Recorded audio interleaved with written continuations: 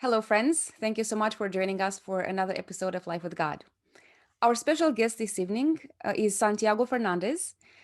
He comes to us from Lincoln, Nebraska, where he is an adjunct professor at Union College, as well as a chaplain in the Pediatric section. We'll get to learn a lot more about that. Thank you so much, Santiago, for taking time for our conversation today. We really appreciate it, and I really look forward to it. Thank you. I'm thankful to be here. Joseph, good to see you. Thanks for joining us again. Kian, as always, a pleasure. Thank you for being here. Aaron, welcome back. Good to have you back.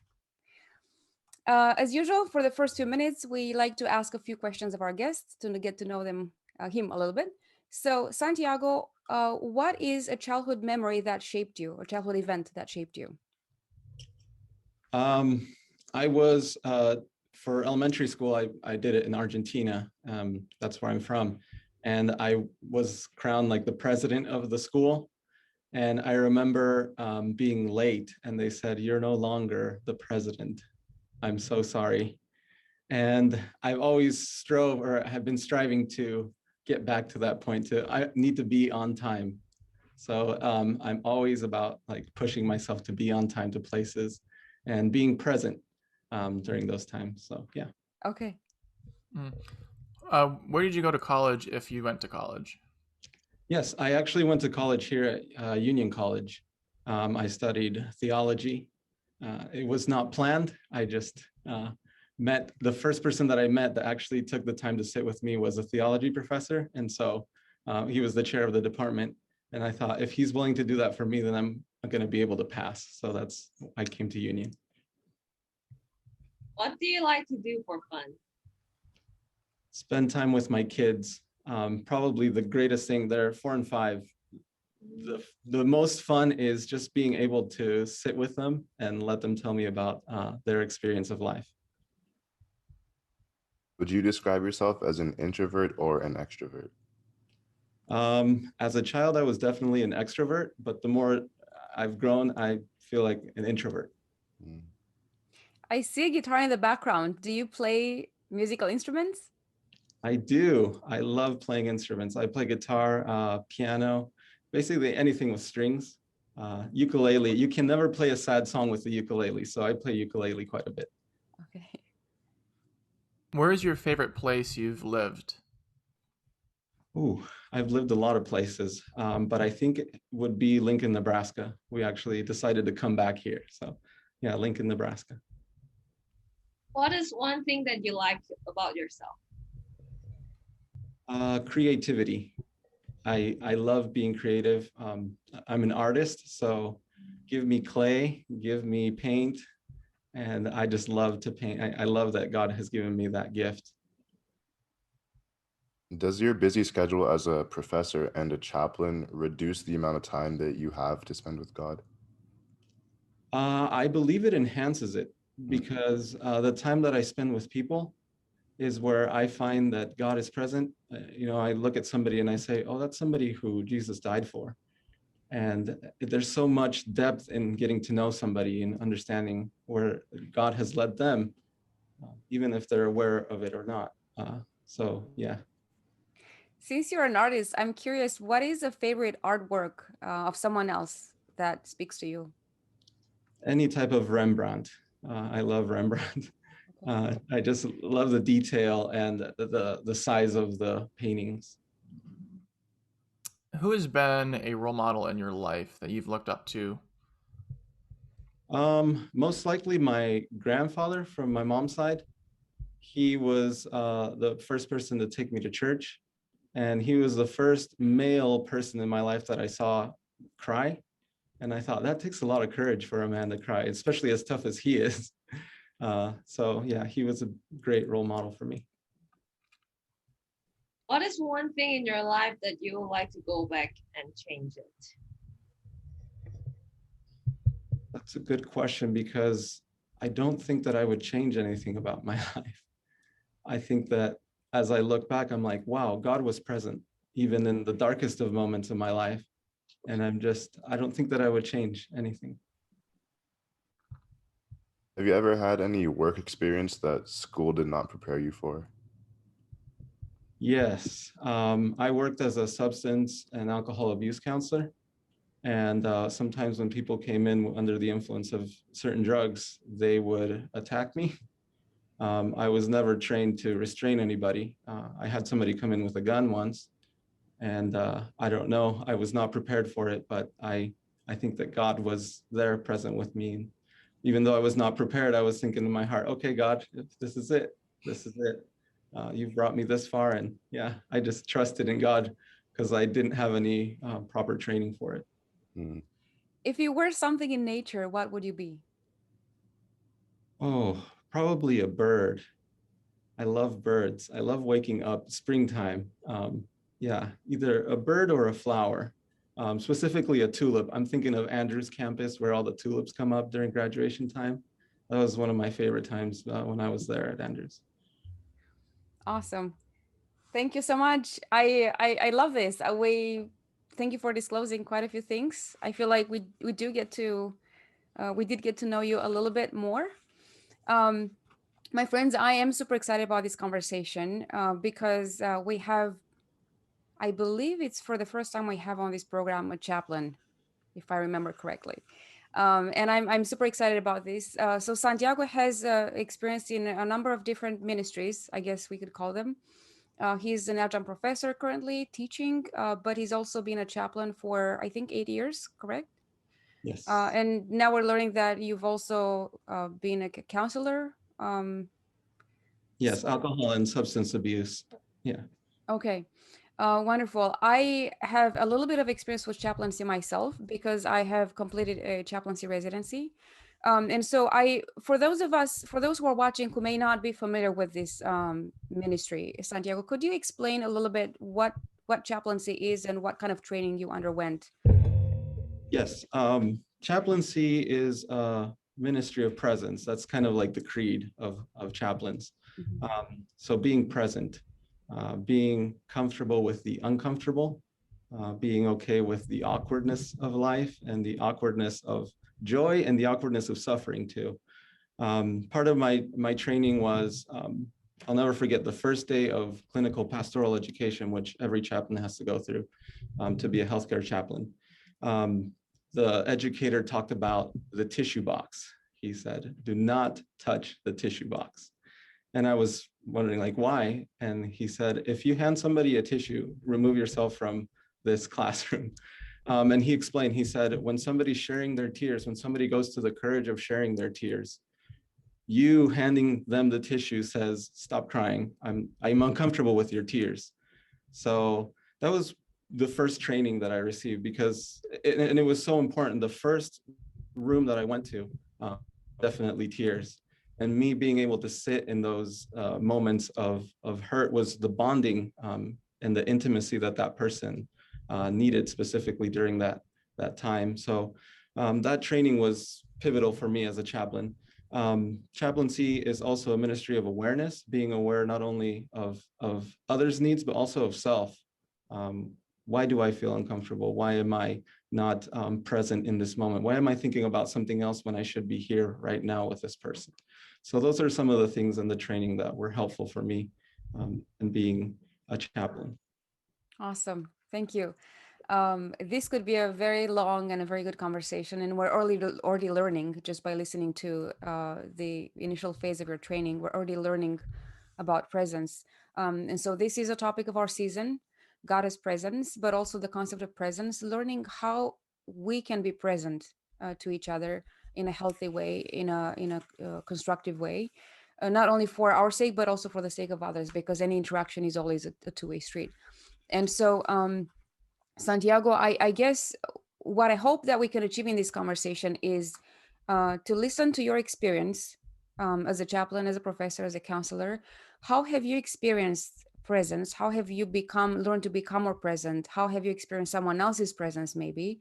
And then in listening to your experience, show us how we can, without going through the whole program, which is very thorough and very, very good, and I wish it to everyone, but without having that opportunity, how can we incorporate some of these aspects into our daily life in the community? Sure, yes. Being a part of a community means growing with someone else, journeying with someone else. when I think of what informs my ministry or what I do as a chaplain, I think it is grounded in theology and my understanding of who God is and God being present. I read C.S. Lewis one time, and he was saying, you can't start a conversation at 9 p.m. because the conversation started at 9 p.m. If you come at 9 p.m., you've missed a lot of the conversation. So it's, for me, it starts with Genesis 1:1, where God is present. And I think that that's like what informed me to become present with people was that God was present with Moses. And Genesis 1:1, I believe to be a statement of faith for Moses. And I'll explain that. I think that he was taken into vision and God revealed the story of creation to him. And it explains in verse 2, it says that he was in the darkness and in the emptiness and the void. And that's a lot of what chaplains do. They go into these dark places and void places. And I feel that Moses was right there in that moment. And when he was in that darkness and in that void, this is where he chose to say, God creates. This is where he chose to say, God is the creator of the earth and the heavens. And I think that that was, for me, very key and pivotal, because I go from room to room meeting new people. I don't know what I'm going to walk into. I don't know what they're going to say. And each of my introductions are different. I just try to read the room. And then when I walk in, I started thinking, why did God introduce himself the way he introduced himself in scripture, right? Why is God saying that? Why is God, he could have chosen so many ways, but he chose Moses, who was considered a murderer, who was considered a bad shepherd, and somebody who couldn't talk very well. And I thought God chose to introduce himself because he likes to be in those moments of darkness. He likes to be in those moments of void and in pain. And even in Moses's own story, if you look at Exodus chapter 2, it says that there was a mass killing of children, right? And his mom tried to hold on to him for 3-4 months. And she does what the Pharaoh said, toss all the children into the river. And Moses is tossed into the river, but then she covers him with asphalt, right? Or pitch, I think some translations say, or bitumen. It actually kind of looked like my water bottle, like this color. And he's hovering over the waters, right? And he experiences the Spirit of God hovering with him. That's his first experience of life. And when Moses is there in the beginning in creation, he says, I'm in darkness and God is with me because he's been with me in the past. If you think about it, he experiences before time, because there was no sun, no moon, no sunset, no sunrise. He experiences probably the most dramatic moment up until the cross, right? He experiences that, but in that moment, he chooses to say, God created. And I love walking into rooms and see what God will create, what God will make of that relationship with the person that I'm with in that moment. I don't know, what are your experiences with maybe suffering or in those moments where you feel, oh, this is awkward, or this is kind of like void, there's nothing that's going to come out of this? Have you had some experiences like that? Me personally, I have had an experience like that. A member of my family passed away a couple of years ago, and I was in the room when the information was shared with my parents, and just being there, with my mother, she was crying. I just didn't really know what to do, what to make of it. And like you said, I just didn't know what to expect. And I think it's very interesting how you talked about God creating out of nothing, out of the void, because at that moment, the only thing I could do was just sit there and be present for my mother and my father. I didn't know what to say. I'd never experienced anything like that before. But I just think it was the most important thing was that I was there. And I think that when we are there for other people and when we know that God is there, then it's comfort because we aren't leaving them to be alone in their emotions and in their distress. I'd say I've had kind of a secondhand experience in that sense. I've been a counselor at camp a lot for, this will be my 5th summer this summer. And there are campers that come there who are just shattered. And a lot of those campers, they don't even want to be there because that the possibility of vulnerability makes them uncomfortable and it makes them defensive. And a lot of it is just not pushing them, but being there and willing to listen to them, because a lot of times that's all they need. They just need somebody who will listen to them. And I think similarly, that's what a lot of this, like you mentioned, Joseph, just being present with people can really be a comfort, even if you don't even know what to say. Because a lot of times I don't even know what to say. It's like, God, give me words. For me, I feel like there is like the larger disaster or natural disaster or fire or like probably even the COVID cases right now. It's really weird that sometimes it's not necessary like you have to know that person by person. I just feel like the sense of like great suffering in the whole world just also overcomes me and like affects me a lot. And I just yeah, a lot of people are just like majority of people are being depressed and sad. This will be probably my question too. Like I just don't know how to like react. Like what Aaron said and Joseph said. Like I'm just sitting in my room, and I know it's hurting, but that's everything that I could do. Yes. Abraham Joshua Heschel wrote, the more complex the problem, the richer the human. And so I believe that when we feel or when we hurt, when we have things in our life going on, that's when we live. If we stop feeling, if we stop suffering, if we stop hurting, that's when we cease to exist. And I think that that is a connection that we have with God. We have a community with God because when we're hurting, he draws near. Psalm 56:8, I think, says he collects our tears in a jar. And I just love that thought of God like drawing near and being there with me. And yeah, that's part of what chaplaincy for me is it comes from the Latin word, the name chaplain, but it's capel, or as we know, cape, not superhero cape, but you've probably seen the videos of like police officers or firefighters when somebody has like a critical moment, they come around and they put the blanket on them and they give them the hot mug. That's what chaplaincy is. Just come around somebody, give them a blanket and make them feel comfortable within their own identity. So hopefully that answers your question, Kian, or your thought. Santi, so we've talked quite a bit here about darkness. That's an important concept. It's a key concept, I think, in chaplaincy ministry. And I wonder if we could delve a little more into that. And I really liked how you connected that with Genesis 1. I think it's going to bring a different meaning into our personal experience when we go into that place of darkness. But so what I'm hearing you say is it's a redemption place. It's a place of redemption, from where we emerge refreshed, rejuvenated or healed to some extent. And yet I think that place of darkness is what most people fear, and they don't want to go there. How would you describe it? What does it look like for, what kind of situations would be a place of darkness? And how do we, first of all, personally choose to go there? And then how do we walk with others through that? Sure. Probably there's many dark moments that I've faced. Being in pediatric, there are moments where we celebrate and we have fun. But there are those moments where, let's say, this is a specific case I'm thinking about, but a teenage boy gets diagnosed with cancer. And he says, I don't know where God is. And so the nurse called me and she said, hey, can you talk to him? And so I was about to walk into the room and the dad stops me there.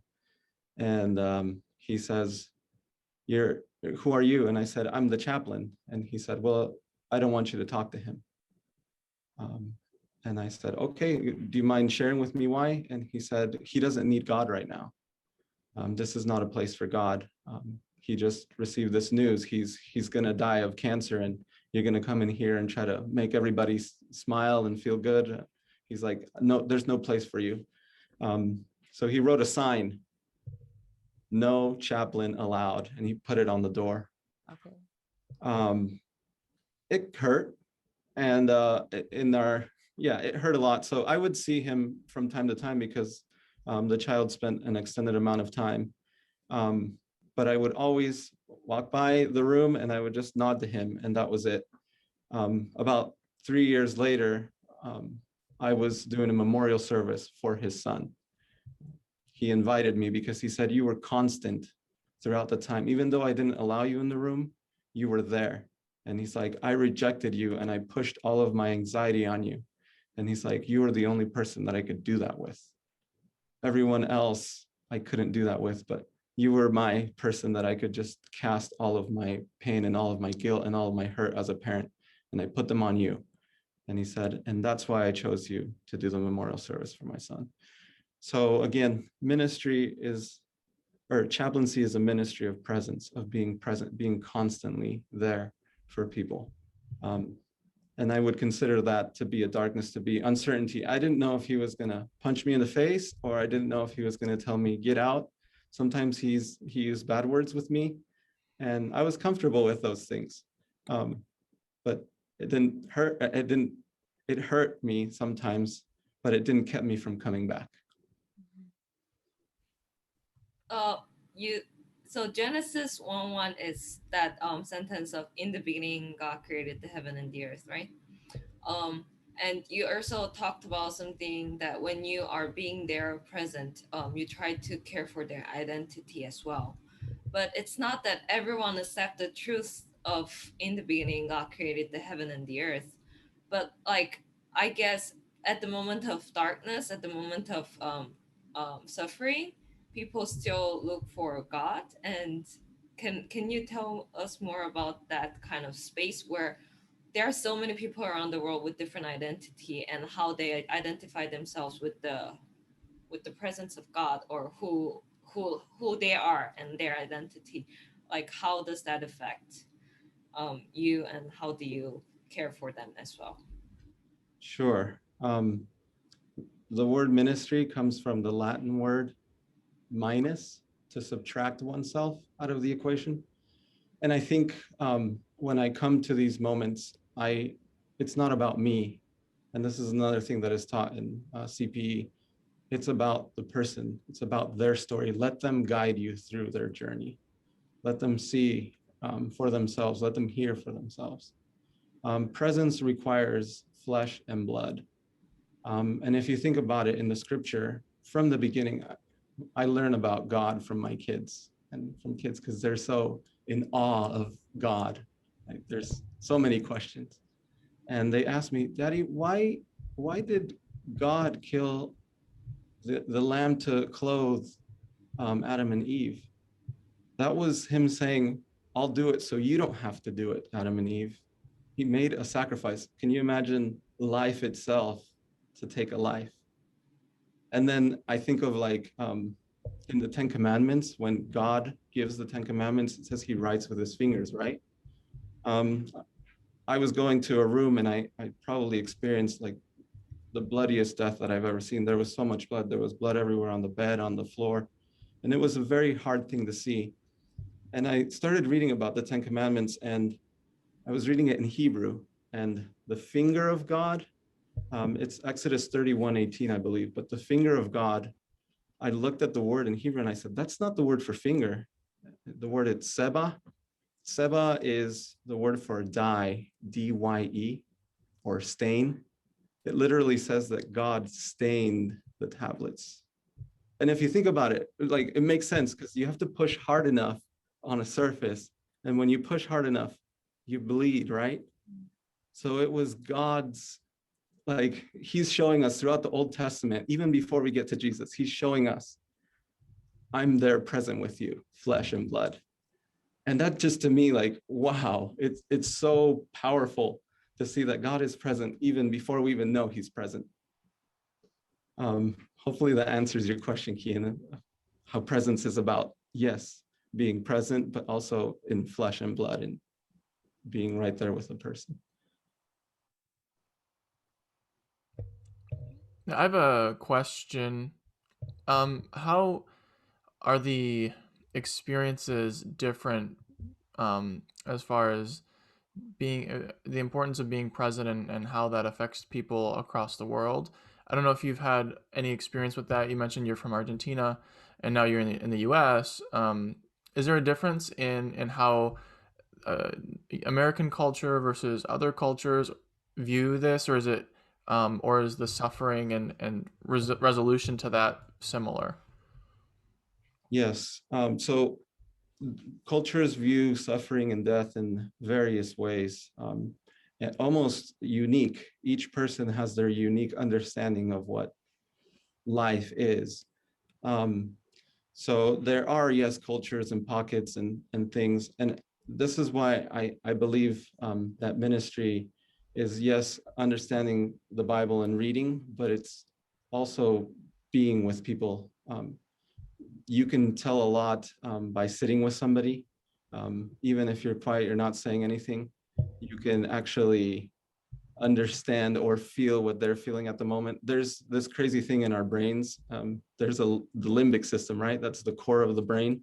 And we have these things called mirroring receptors, where we could actually mirror what the person is feeling. So if, for example, if I'm feeling sad, I can mirror that to you.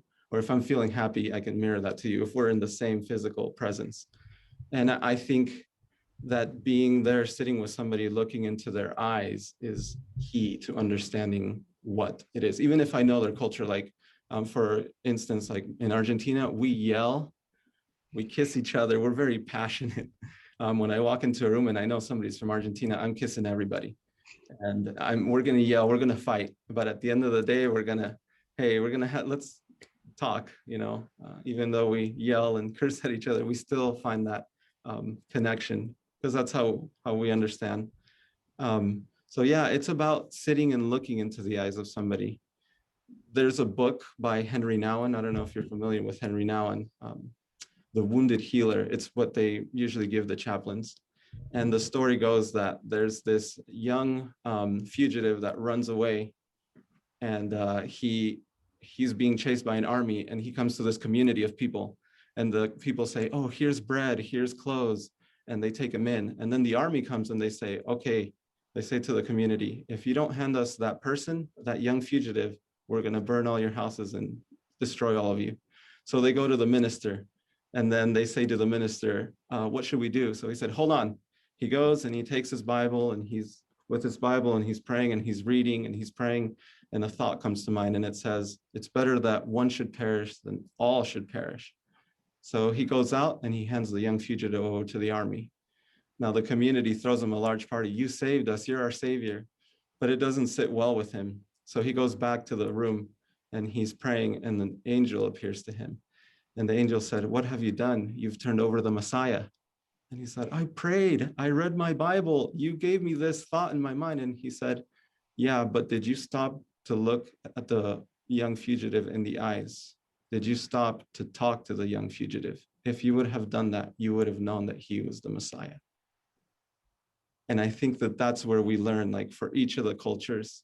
It's a folkloric story that can be adapted to any culture. Actually sitting with somebody and understanding, where asking questions like, so tell me, how do you grieve? Or one of my the famous questions of chaplains is, where is God in this right now? Or what is your faith? What kind of faith is holding you right now?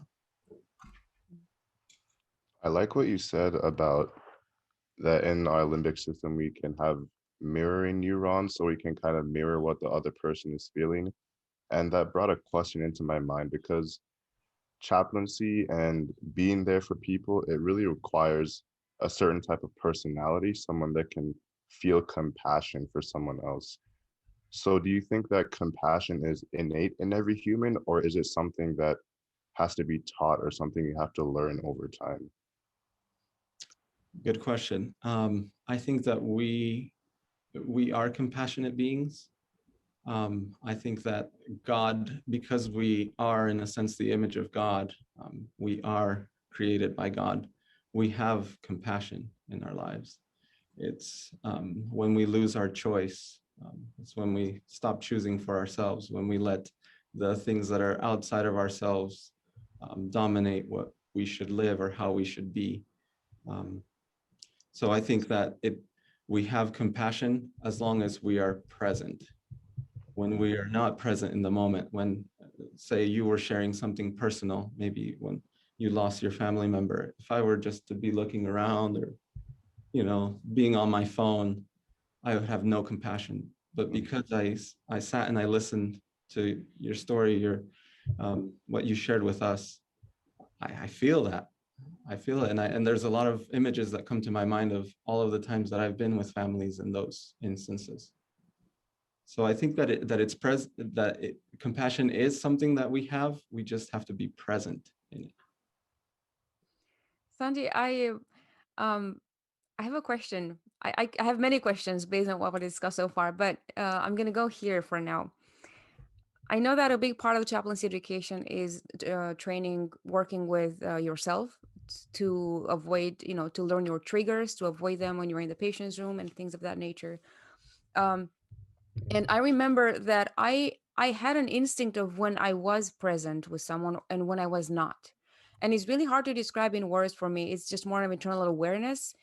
Is that so? I guess my question to you is, do you have any words in which you can describe that knowledge that when do we know that we are present to someone? I'm not talking just about sitting in the same room with a person or interacting in a store with someone. I'm talking about being present more fully. How do we know that we are? Yes. So I was just talking this morning to somebody, and they said to me, gosh, every time we talk, we take it so deep. It's too early in the morning to be talking this deep. And I've heard that over and over again. And it's like asking the questions that take us beyond the surface. If we think about Genesis 1 again, like there was the darkness, right? The emptiness, the void, and darkness was over the face of the deep, right? But Moses sees God in the surface of the waters. He's even taken a little bit deeper. He's going beyond just the darkness, because a regular person like NASA goes out to the space to look for water. They can never find it because they just can't. It's the same thing that Moses was experiencing. He goes just a little bit deeper and he sees that there's water because he goes beyond the surface of the deep. He goes into where God is present. And I think asking the questions that intrigue you about the person, that intrigue you about where they're leading you. So if a person says, I'm feeling sad today, or I'm feeling overwhelmed, okay, what is making you overwhelmed? I'm going to take that step in because I'm not uncomfortable being that way. And I'm not uncomfortable because of my own experience. I've lived a pretty crazy life. I've lived a pretty, unorthodox life where I've had instances in my personal life. So I'm comfortable being with them in those moments and saying, hey, look, I'm here. I've been taken out of those moments. And yeah, just sit with the person during those moments helps you to get even deeper into relationship with them. The mere fact of just sitting with them is saying, I'm present with you, allows the person to develop trust with you right away. And then when the person trusts you, they're going to tell you about themselves. So it's like a place of discovery, basically, for the other person, where they can discover more about who they are. And you being there just allows them to dig into that, to delve into that more. Yes. Maybe? Sorry. No, go ahead. So one of the studies that I did was on children's spirituality in the context of suffering. And a child is more likely to cope with suffering than an adult. And the primary factor is because their sense of being marveled or being in awe, like there is more than just me in this world. So a child has a sense of discovery, like there's so much more to discover. And that's why they're able to cope more with the suffering, if that adds to the question there. Yeah, no, it exactly does. And what I was going next is the concept of unknown. Because what happens when you ask someone a question, you have no idea where they will go, where they will take you. And if you choose to go with them, if you choose to keep staying with them, you have to let them lead you into the unknown. And sometimes they may even not even know the answer themselves. They may just be exploring it and discovering it with you. And so that aspect of unknown, I think, is a big part of presence too. Do you have any comments, further about that? Psalm 23, everybody loves that song. Yeah, there's a book by Philip Keller. It's called Psalm 23 from the Eyes of a Shepherd. And Psalm 23, it says, "The Lord is my shepherd. I don't need anything else." And I love that because like they're guiding me and I know that God is going to take me on this journey with this person and I don't need anything else. That's all I need. I just need to know that God has put me and that this is a divine appointment with that person. And wherever they lead me, I will walk with them because I know God is leading. Okay. And I really like what you were saying about kids are able to view themselves in a context that's a lot larger than them, and that like they are marveled by the world and amazed by it. And it just really reminded me of when Jesus is having children being brought to him, and the disciples are saying, "No, no, don't do that." You know, Jesus doesn't have time for kids, and Jesus says, "Let the children come to me, and for the kingdom of heaven is belongs to these." Right. So being like a child, being able to be marveled and amazed is what Jesus targets. He specifically addresses that as something that belongs in heaven. Absolutely. Yes. And like I said, my kids are the ones that show me more about the Bible than I ever learned. I mean, no, I'm not disrespecting or saying in class, but I learned a lot about my kids because they're like, "Oh, wow, Daddy, God is doing that." Yeah. There's so many places we can go. But I think about that passage in Matthew 7, where it says, "Ask, seek, knock." I did a study on that when I was in seminary. And I looked at it and it had to do with like Sodom and Gomorrah, Genesis 19, when the two angels come and Lot is there and they're like asking, seeking, knocking, like, "Open the door, let us to those two men." You remember that? So it's Matthew 7 is referring, like there's similar construct with that and Matthew 7 and Genesis 19. And it's like God is saying, seek me in the same way that, you know, your desires, your fleshly desires, seek me that way. Seek me the way that you would, you know, you as a person. And that's where God is most likely to answer, right? You seek with him everything. "I will not," you know, Jacob, "I will not leave until I receive this blessing. I'm not going to let go." He's holding on. And, you know, sometimes God gives us bread, manna, or he gives us stone, 10 Commandments, right? In that same verse, he says, "Of what father would ask, you know, or if a child asks their father, would they give him stone, bread?" And then the same thing, fish and serpent. Like, but in the wilderness, like we think of John 3:16, "For God so loved the world." But the verse right before it, it says, "Just as Moses lifted up the serpent." You know, it's a reference. Sometimes God gives a serpent or a fish or a bread or a stone, but it says that God gives good. It's the sense of like virtue. It never says good gifts. In the Greek, it's only agatha. It's just the adjective. There's nothing for earthly fathers. It says domata agatha, which is, you know, the earthly parents give good gifts, but for God specifically, it says agatha, just good. Good is a virtue. Gifts are material, things that will fall and crumble and break and decay over time. But virtue is something that you hold. Unless you give it away to somebody, it's there. And I think that that's the connection that I would make there, that you can hold on to something if you ask God for that, God will give you virtue, will give you things that are permanent and more long lasting. Yes. Yeah, I have a question. So when you're doing when you're having your chaplain experience, I think you might meet a lot of people who are atheists as well. But do you have like a experience, or do you have sense of feeling that there is actually no real atheist? because I don't know. It's very hard for me to understand atheists sometimes because I still feel like they still recognize the presence of God. It's really hard to deny it. I just don't understand people. Can you explain more about your experience with atheists? Yeah, a thought came to mind, and it was a specific encounter I had with a family member. The nurse called me and said, "There's this lady, she's throwing things, she's punching us, she's hitting us." And they didn't want to call security because they didn't want to escalate her. So they called me. I said, "Well, what am I going to do?" So they throw me into this room, and the lady's like, "Who are you?" I said, "I'm the chaplain." And she looked at me like, "I don't know what that is." I said, "I'm a pastor." And she's like, "Oh, I don't want anything to do with Jesus." And she's like, "Jesus wouldn't understand me. I'm from the hood." And I was like, "Oh, okay." I said, "Well, Jesus was also from the hood."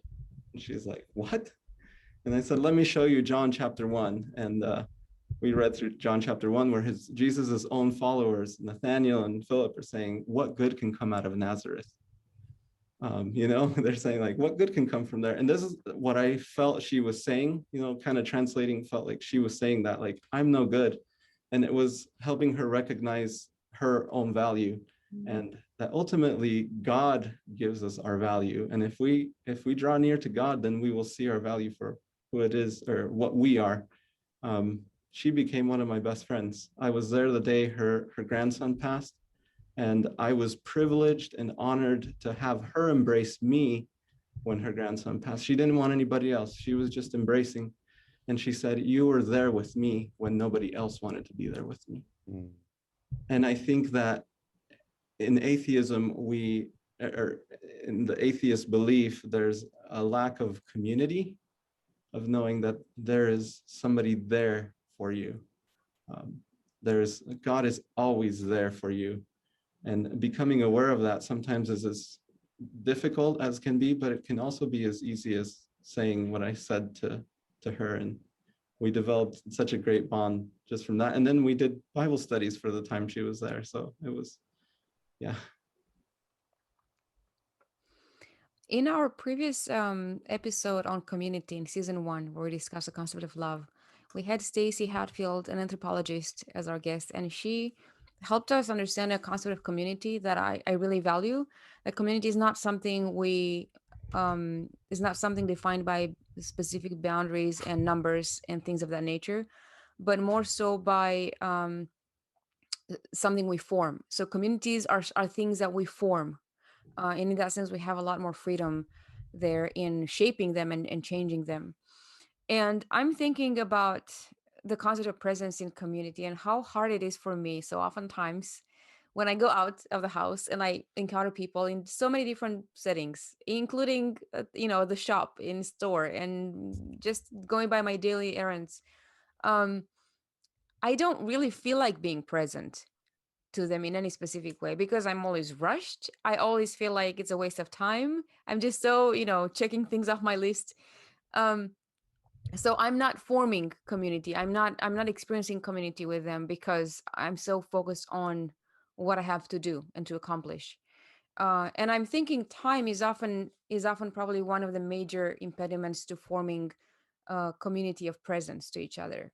Um, and one last comment maybe before my question, because I think if I were to define presence for myself at this point, it would be being there for someone.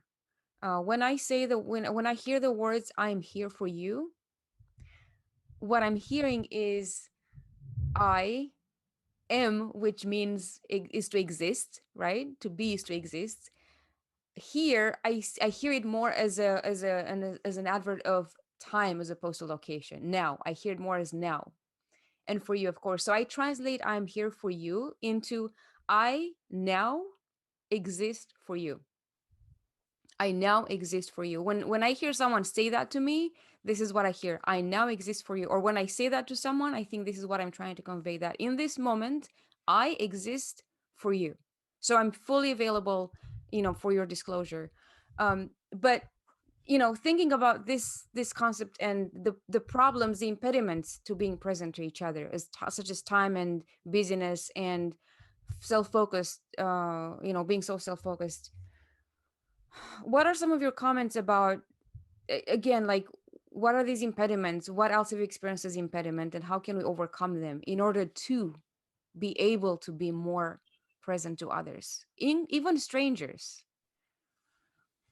Yes. It has to do with time and space. How much time am I willing to give somebody? Sometimes I'm not dressed correctly, or I'm not in the right mood to talk to somebody. And me being an introvert, I don't always feel the need to be present with people. I do need my time to gather my thoughts and be present with myself. But I think there are some materialistic things that are impediments.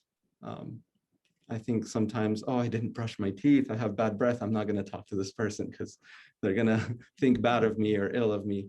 But one thing that I learned, I also worked in a homeless shelter while I was going to college or through school, undergrad. I worked in a homeless shelter, and I learned so much about how unimportant what I look like is, and how that can be an impediment of sitting with somebody. I think that being able to put those things aside creates that time and that space, and saying those things don't matter. What matters is what you have to offer, what you have to bring. And when I have, so right now, currently, I do teach, yes, but I also am a certified life coach. So I have students coming in to my office and say, hey, I'm having a rough semester, especially now with COVID. Like, there's so many students that are saying, I'm just overwhelmed. And I said, okay. So I shut my door, I turn everything off, and I said, where would you like to start? And offering that time, I think just saying that for me out loud is like, okay, this is time to kick in, like being present. I'm just verbalizing that. And shutting everything off is another way, that a tangible way where I can say, okay, I need to be present. I shut my computer off, I shut my phone off, everything goes off. And I directly sit from my students. I just turn, I have my desk organized a certain way, so I'm looking at the wall, but when my student is here, I'm sitting looking directly at them. My back is turned to the computer. So doing those things, those little things help me to be more present, if that makes sense. Yeah.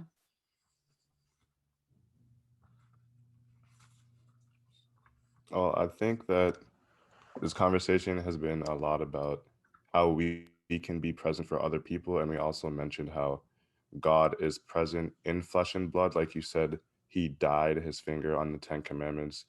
But kind of going back to what Keen said about the atheist, even as an Adventist, sometimes I feel like God isn't present with me, because we've been saying, like, oh, even if you're in the room with someone, at least you're there so that you can provide some form of comfort. But we do not experience God on a physical level like that. Like, I sit here and God is sitting next to me. I can see him. I can read his facial expressions. And so, since we don't have any like cues that we can see from God being with us, how do we deal with when we do not feel that God is present with us like we can be present with other people? Yeah, good question. So I think experiences, life experiences, and just like the mundane of life. Um, I think of myself as a father to my kids, and I just love them so much that if they come to me and they say, Daddy, I want to sit with you, that's my favorite thing in the whole world. When they come and they sit right here, I got one here, one in the other. I love that. I just love embracing them and holding them right there. And I think that remembering those things when I'm sitting with a person, it's like, God may not be visible at this moment in time, but I know that he's here holding this moment. Because I don't think that this interaction that I'm having with a patient is by chance. I think that it, in a way, is orchestrated in this harmony of how God brings us together. Um, I pray every day. I said, okay, God, give me the eyes to see and the ears to hear where you want me to be. And I learned that from community, from my other pastor friends that pray that same prayer. And I just picture God embracing us in that moment, because I'm just in need as much as the person is, or the person that I'm helping with. And I just picture God embracing us, and relying on his promises makes his presence so much more physical presence. When I think of his promises, I'm like, God is here. Because as a father, I will do everything I can to keep my promises to my children. And I'm just an earthly father who relies on the material, like I shared earlier. But God is one that really loves us, that truly loves us, and he will not let us go. So that's what makes presence physical for me, relying on those promises.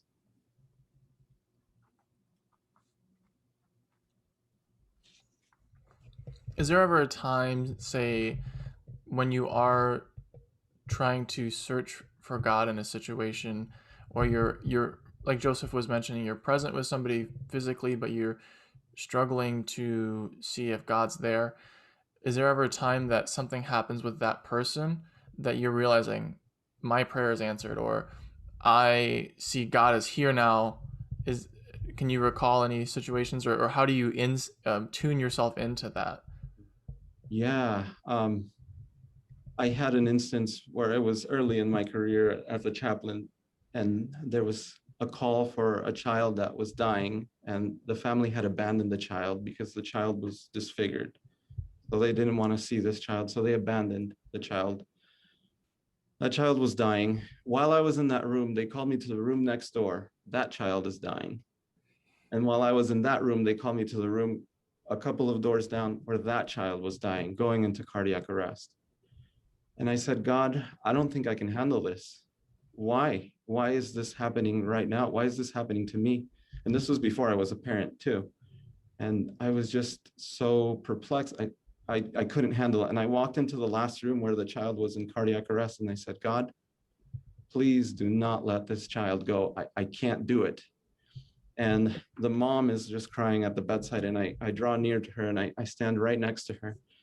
And she says, Pastor, can you please read the story of Lazarus when Jesus resurrects Lazarus? And I just, whoa, she talked to me about the Bible. And I was like, whoa, this is God right here. This is God present. That kid, we started reading the story of Lazarus, right? That kid made it out.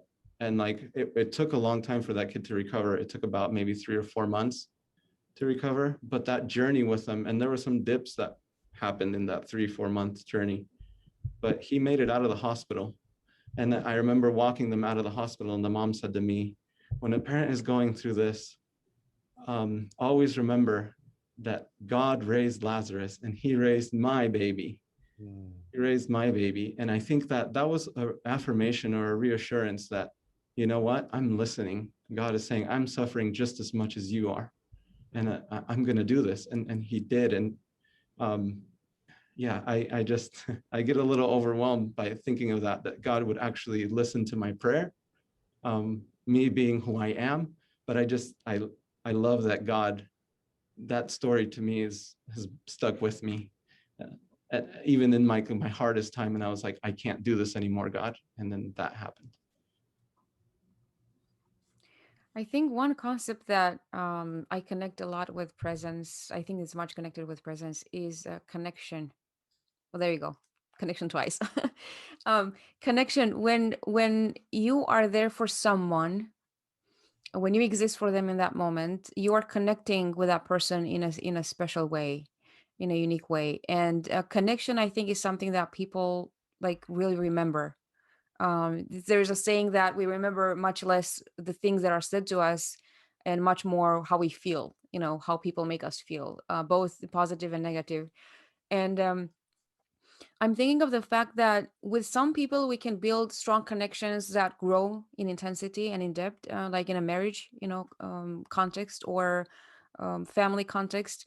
But with some people, we just have temporary encounters, like momentary encounters. Like I said earlier, I go to the store and I encounter this person, this cashier, and I look at this person and I'm thinking, you're just here. How do I think about people that I encounter in just transient moments? You're just here to take my money and to give me my food. And I don't even think of them as a person. I know in the back of my mind that they have a life, that they have a personality, they may be struggling with something, but I just don't pause to consider that humanity of them.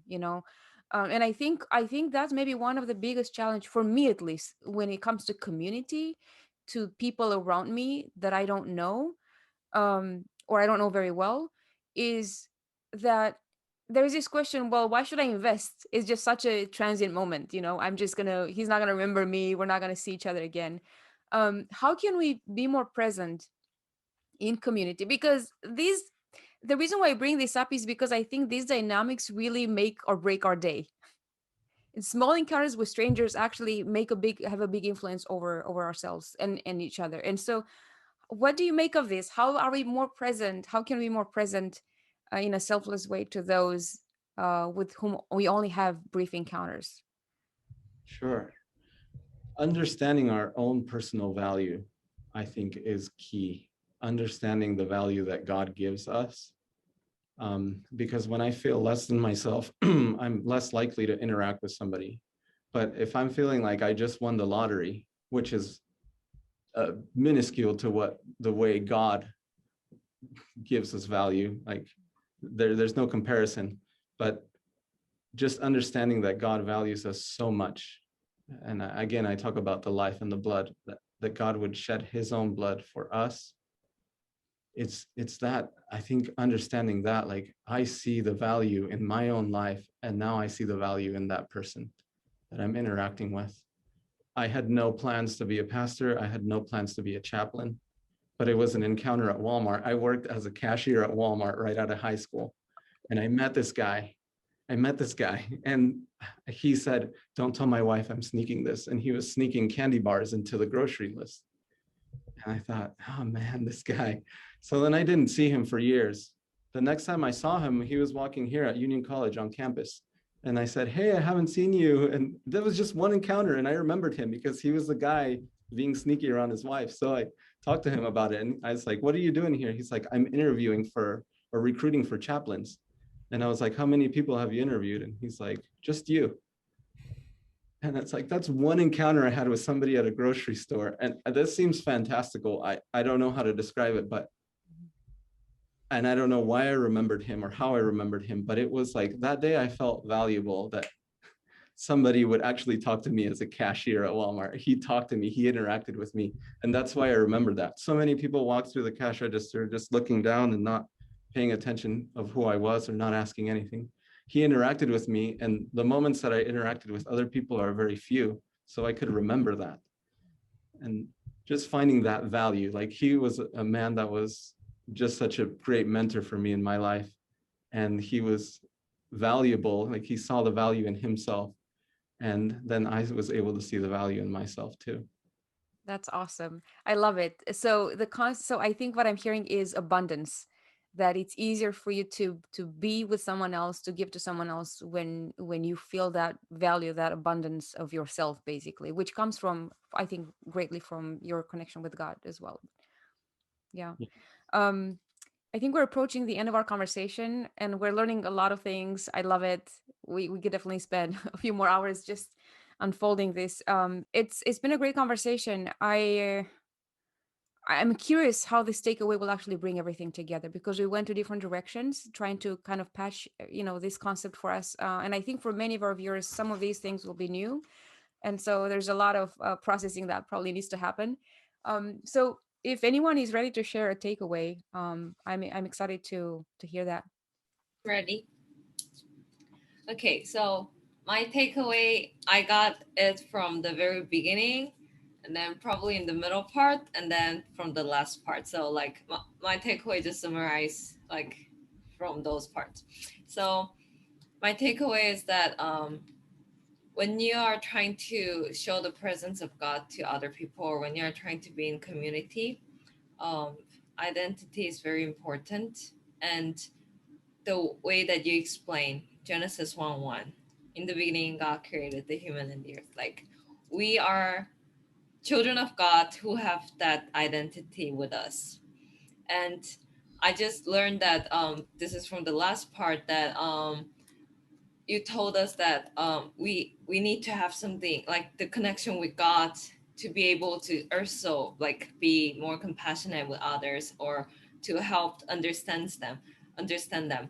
But like, I think this is really important, and this is my takeaway, is that as children of God, we have to always recognize that Genesis 1:1, and that it's only when we have enough connection to like actually be more vulnerable to ourselves, but also have more space in us that we can actually reach out to others and show the presence of God.